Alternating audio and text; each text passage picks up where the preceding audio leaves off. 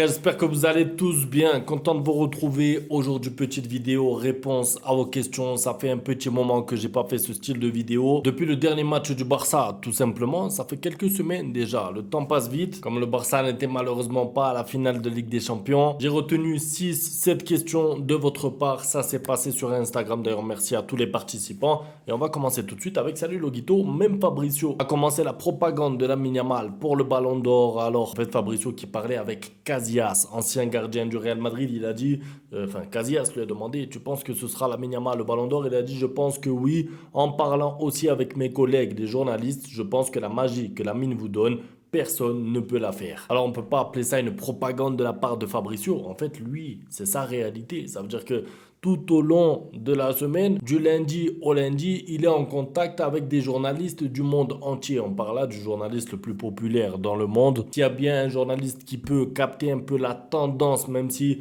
les votes ne sont pas maintenant, il y a la Coupe du Monde des clubs, Dembélé finalement va participer, il n'est pas blessé. Il y a la Super Coupe d'Europe, il y a plusieurs choses qui peuvent changer la donne, ou en tout cas qui peuvent faire que Dembélé prenne des points. Mais là où je veux en venir, c'est que Fabricio, c'est pas qu'il donne un indice, c'est pas qu'il fait une propagande, c'est qu'il voit la tendance actuelle et il s'imagine un peu ce que ses collègues, les journalistes, voteront le jour où on pourra commencer à voter. Maintenant, est-ce que c'est suffisant? Est-ce que c'est représentatif? Je sais pas. Mais c'est vrai que quand même, quand tu vois le journaliste le plus influent au monde qui dit ça, on comprend vite que Lamine Yamal sera au pire deuxième. Ce qui est déjà une performance. Vraiment, à 17-18 ans, ce sera très fort. Penses-tu que le Barça aurait battu le PSG s'il était allé en finale? C'est compliqué hein, de répondre à ça, honnêtement. J'ai des regrets encore jusqu'à aujourd'hui. Je me dis, j'aurais aimé voir cette finale. J'aurais aimé voir ce match Barça-PSG. Maintenant, moi, je vais essayer d'être objectif aussi.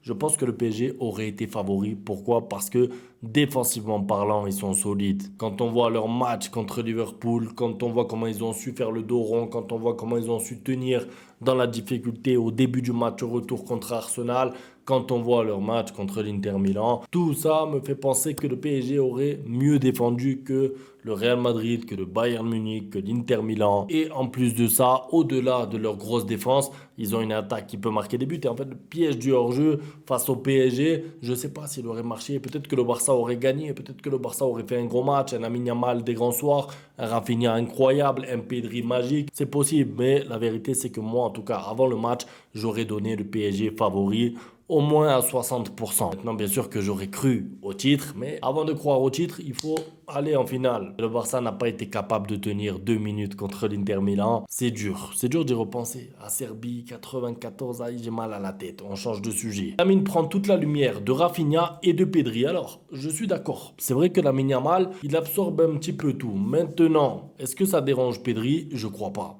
Est-ce que ça dérange Rafinha?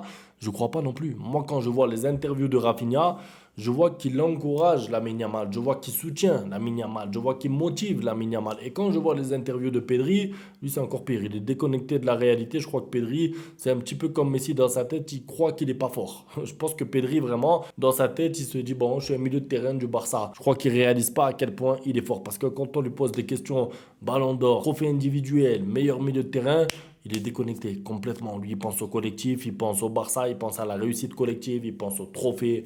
Donc, je pense qu'en fait, c'est pas grave qu'il y ait un joueur comme ça qui absorbe la lumière parce que ça ne fera pas de jaloux. Ça veut dire que Rafinha et Pedri vont pas se lever le matin et se dire j'étais peut-être le meilleur joueur du monde, mais c'est Lamine Yamal qui prend toute la lumière. Je pense pas que ça fera ça. Par exemple, rappelez-vous Neymar et Messi qui étaient ensemble, qui s'entendent très bien, c'est des amis. Ils parlent tout le temps, en dehors, sur le terrain, on se rappelle. Et pourtant, au bout d'un moment, Neymar a eu le besoin d'aller créer sa propre histoire. Il est parti au PSG, on va pas refaire l'histoire, mais en tout cas, il était dans l'ombre de Messi. Si le Barça a gagné la Ligue des Champions, c'était la Ligue des Champions et le Ballon d'Or de Messi, on se rappelle. Même si Messi avait dit qu'il allait aider Neymar à gagner le Ballon d'Or, etc., c'était le Barça de Messi. Là, je pense que si dans les années à venir, c'est le Barça de Lamine Yamal, ça n'empêchera pas Rafinha et Pedri ni de dormir, ni de performer. Et on peut même rajouter à cette liste Lewandowski qui a mis quand même pas mal de buts cette année. Je pense que c'est des joueurs qui acceptent volontiers le rôle qu'a, le statut qu'a déjà à son jeune âge Lamine Yamal. Le poste de neuf pour moi est une priorité pour ce mercato hivernal.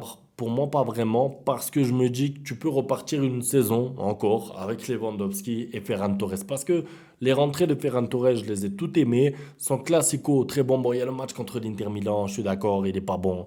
Il n'y a pas de Lewandowski. Et Ferran Torres ne pèse pas du tout sur la rencontre. Mais globalement, sur la saison, je me dis, ça va, c'est suffisant en tout cas. Lewandowski est au repos, on a Ferran Torres. C'est vrai, c'est pas Haaland, c'est pas Isaac. J'aimerais, moi, vous dire, vous inquiétez pas, le Barça va aller chercher Haaland ou Isaac. Je suis réaliste, je vois que Lewandowski va rester au Barça. Je vois que c'est le numéro 9 qui aime anti-flic, en tout cas pour la saison à venir. Donc ça fait que pour moi, le poste de numéro 9 n'est pas une priorité.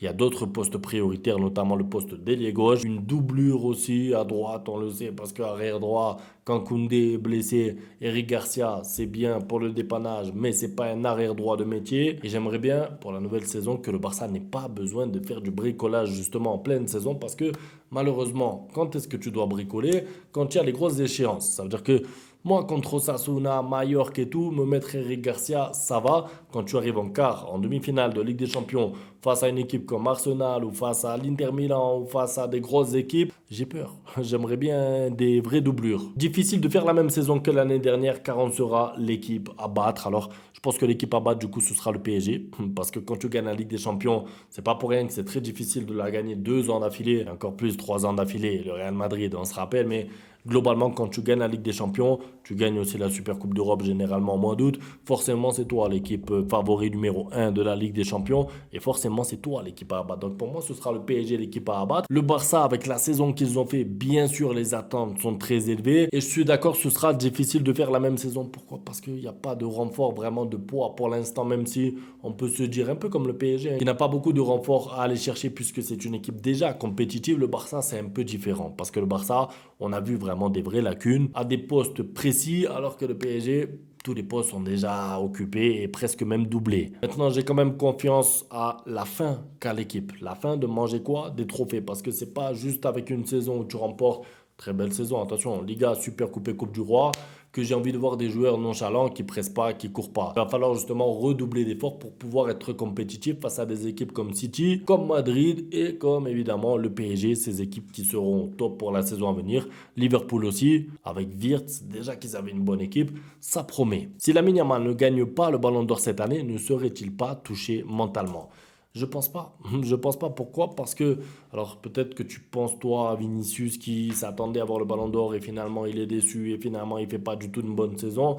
Moi je pense que déjà c'est deux joueurs complètement différents et c'est deux situations différentes. Parce que Vinicius, s'il fait pas, pour moi, une bonne saison, là, la saison qui vient de se terminer, ou qui s'est pas finie pour eux parce qu'il y a la Coupe du Monde des clubs, mais vous avez compris, c'est aussi en partie parce que Mbappé arrive, prend les pénaltys, commence à tirer les coups francs, prend la lumière, un peu comme on disait tout à l'heure pour Lamine Yamal. Donc forcément, il n'y a qu'un capitaine sur le bateau. Et là, à Madrid, actuellement, c'est Mbappé, le numéro un. Donc Vinicius, petit à petit, ses performances ont décliné. Là, au Barça, c'est différent parce que je pense que si Lamine Yamal n'est pas Ballon d'Or, ce qui est fort possible, il va se dire, bon, j'ai 17 ans ou 18 ans, j'ai le temps de le gagner. Et surtout, il joue dans deux équipes favoris des grosses compétitions la saison prochaine parce que Ligue des Champions, le Barça est top 3, top 4 favoris. Et la Coupe du Monde, évidemment, avec l'Espagne, il sera top 3, top 4 favoris, si ce n'est top 1. Parce qu'avec l'équipe qu'ils ont, si le coach arrive à travailler normalement, ils seront top 1 favoris, moi je pense. Donc il sait qu'il aura plein d'autres occasions et plein d'autres opportunités de remporter ce ballon d'or. S'il finit déjà deuxième là cette année, après la 6e place de l'année dernière, je crois, 6e ou 7e, c'est beau. Je pense qu'il s'en contentera. Lamine, Pau et Pedri devraient-ils pas renforcer leur musculature? Non, pas pour moi. Moi j'ai pas envie de voir un joueur musclé qui devient raide, perd en explosivité. J'aime le Lamine Yamal. Comme ça, évidemment, il va changer. Son corps va changer. On se rappelle de Messi à 19 ans. Regardez le Messi ensuite à 22-23 ans. C'est pas le même. Là, Lamine Yamal, c'est évidemment pareil. D'ailleurs, si je vous mets des images de Lamine Yamal pour son premier match, il a déjà énormément changé. On ne s'en rend pas compte. Pourquoi? Parce qu'on le voit tous les samedis, tous les week-ends, tous les 4 jours. Donc, on ne voit pas trop la transformation. Mais en 1 an et demi, presque 2 ans, il a beaucoup changé. Donc, il va évoluer maintenant de là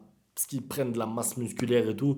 Moi, j'ai pas envie. Quand je me rappelle des Busquets, Xavi, Iniesta, Messi, ils n'avaient pas de muscles, façon de parler. En tout cas, ils n'allaient pas travailler leur musculature à la salle de sport. Et Pedri, il a réussi à faire une saison complète, sans blessure. Il faut qu'il garde de la même recette de travail, sans forcément forcer à la salle de sport. Je termine avec si le Barça ne gagne pas la Ligue des Champions l'année prochaine, on pourra considérer ça comme une saison ratée, non? Bon, comme d'habitude, en fait, il y a une histoire de contexte. Voilà, si le Barça ne la gagne pas, À quel moment ils se sont fait éliminer, contre qui ils se sont fait éliminer, qui est-ce qu'ils ont éliminé sur leur parcours, à quelle place ils ont terminé dans la première partie de Ligue des Champions.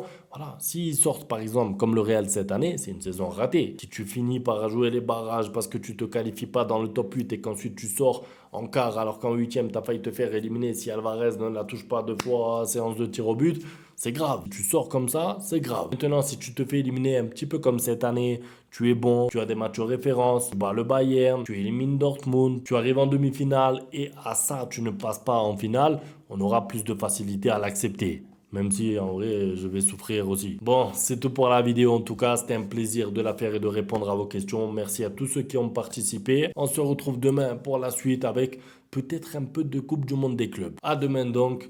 Ciao. Bang, bang, bang, bang, goodbye. Ustedes pueden aceptar mi negocio o aceptar las consecuencias. Plata o plomo.